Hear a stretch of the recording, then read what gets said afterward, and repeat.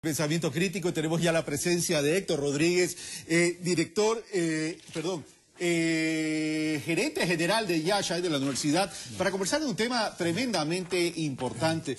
El tema es, la industria nacional está preparada para, a partir de lo que está pasando en este momento coyunturalmente, la disminución del precio del petróleo, las salvaguardias, aprovechar la oportunidad que se le presenta para realmente alcanzar un verdadero desarrollo en términos de productividad, ergo competitividad y apertura de nuevos mercados. Héctor Rodríguez, muy buenos días, bienvenido. Carlos, muy buenos días. Efectivamente son procesos en los cuales tenemos que... Pero usted no se refiere al de Barcelona, vamos al tema de la industria. Vamos al tema de la industria. Justamente hay una distancia enorme entre el deber ser de una industria competitiva a nivel internacional y lo que ocurre actualmente con ciertos productos, ciertos tramos de nuestra industria. Para eso es necesario dar saltos cualitativos importantes. Uno de ellos es la inyección de ciencia, tecnología, innovación dentro de los procesos que cada una de las empresas asumen como parte inherente a su proceso productivo. En ese sentido, nosotros tenemos la responsabilidad como gobierno nacional de generar las capacidades necesarias dentro del aparato productivo para que esa producción sea mucho más competitiva, se puedan operar la sustitución de importaciones como se lo ha hecho efectivamente en algunos tramos, ¿no? Ahora, pero vamos a eso, Héctor. El tema es aprovechar esas oportunidades y esas capacidades en términos de potencializarlas. A ver, comencemos por lo primero. Para eso la industria nacional, debería ser, primero, productiva para ser competitiva.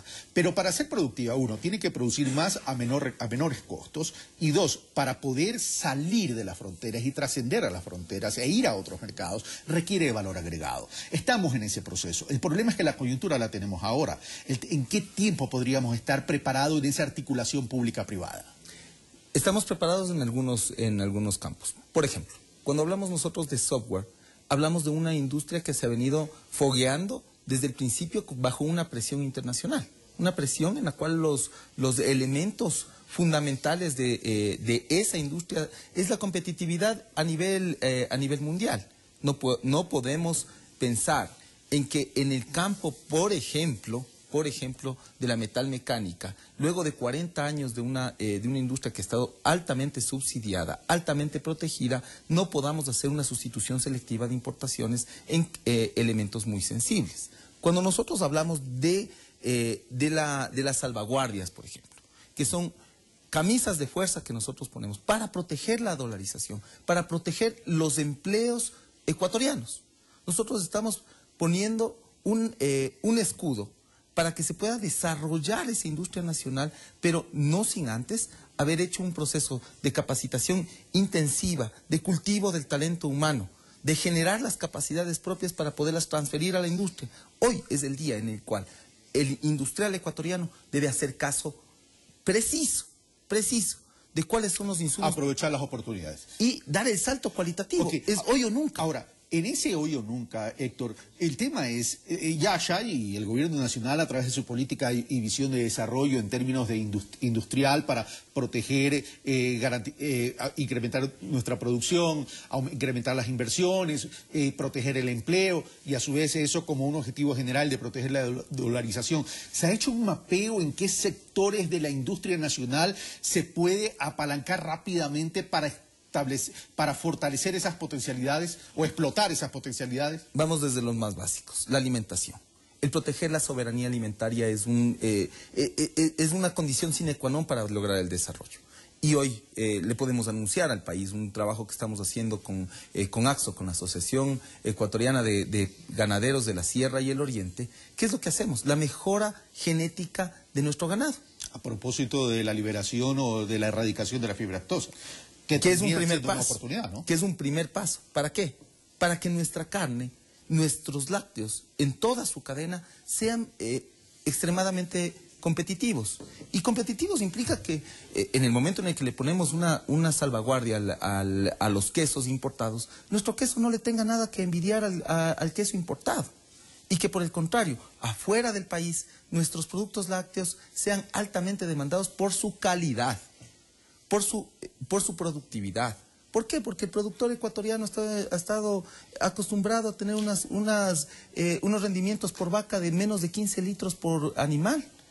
Y hoy estamos hablando que con la mejora genética que se ha propiciado desde el proyecto Yachay, se alcanzan productividades de entre 20 y 30 litros. Hemos duplicado apenas en 7 meses de interacción con los industriales. Ahora, eso es un ejemplo decidor, pero vamos al otro tema. Vamos al tema de la agroindustria, que hace mucho tiempo venimos hablando.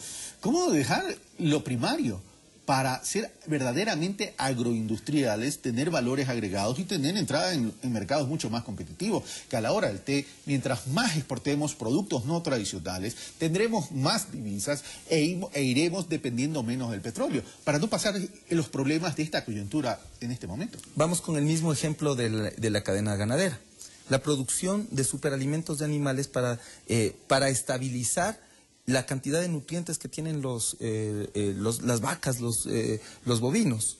Y eso es importante decir porque en el Ecuador la mayor cantidad de ganado ha sido un ganado de pastoreo. Cuando estabilizamos con superalimentos, cuando las semillas están certificadas, cuando hay un desarrollo tecnológico detrás de la cadena productiva, efectivamente estamos logrando un paso más allá.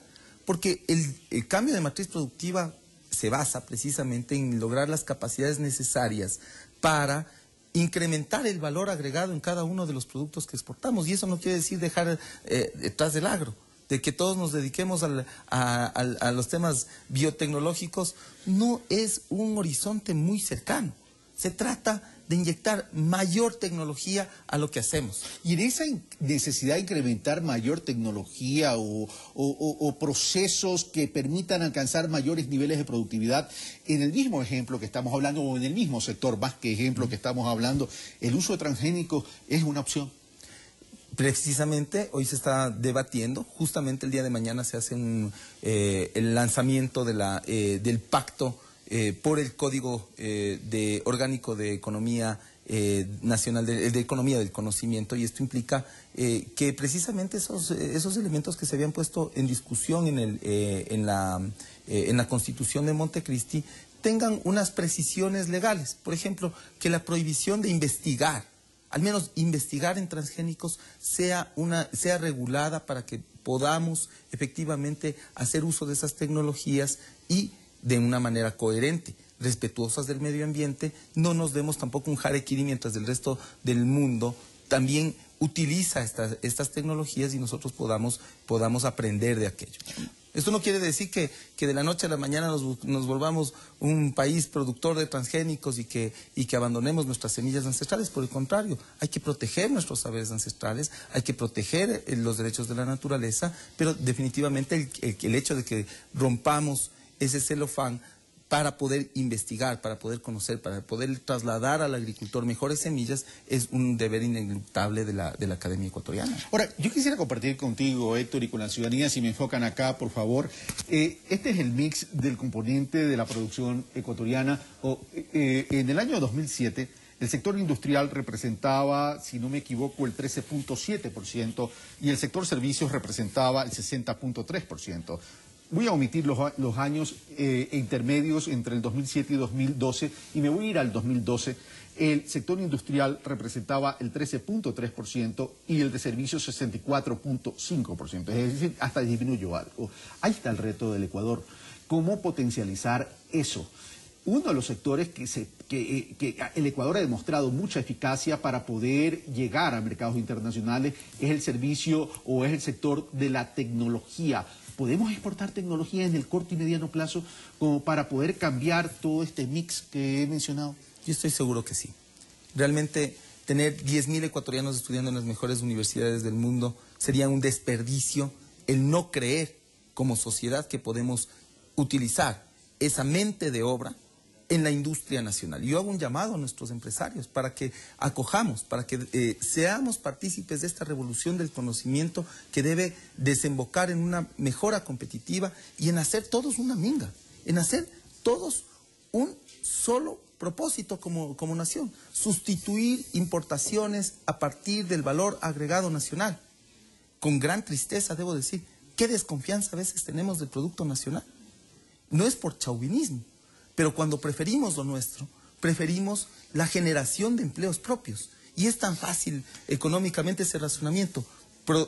Produzco lo nacional, consumo lo nacional, genero crecimiento económico y mi hermano, mi primo, mi cuñado, mi vecino tiene mejores posibilidades de generar crecimiento económico. En esa cadena de conocimiento orientada a mejorar, a incrementar la producción, ser productivos, más competitivos, generar más divisas, proteger la dolarización, proteger los empleos, etcétera, ¿se han acercado a Yashay empresas para poder decir, a ver señores, nosotros nos dedicamos a esto, pero reconocemos nuestras deficiencias, nuestras falencias, queremos mejorar, queremos irnos por ahí, porque la hoja de ruta en cuanto a hacia dónde tenemos que ir es hasta de sentido común. El tema es el cómo lo debemos hacer.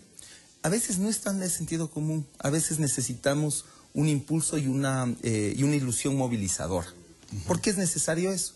Porque si nosotros nos referimos a las cifras, en el censo económico de 2010, apenas el 0.16% de las ventas de las empresas privadas se dedicaba a actividades de investigación y desarrollo.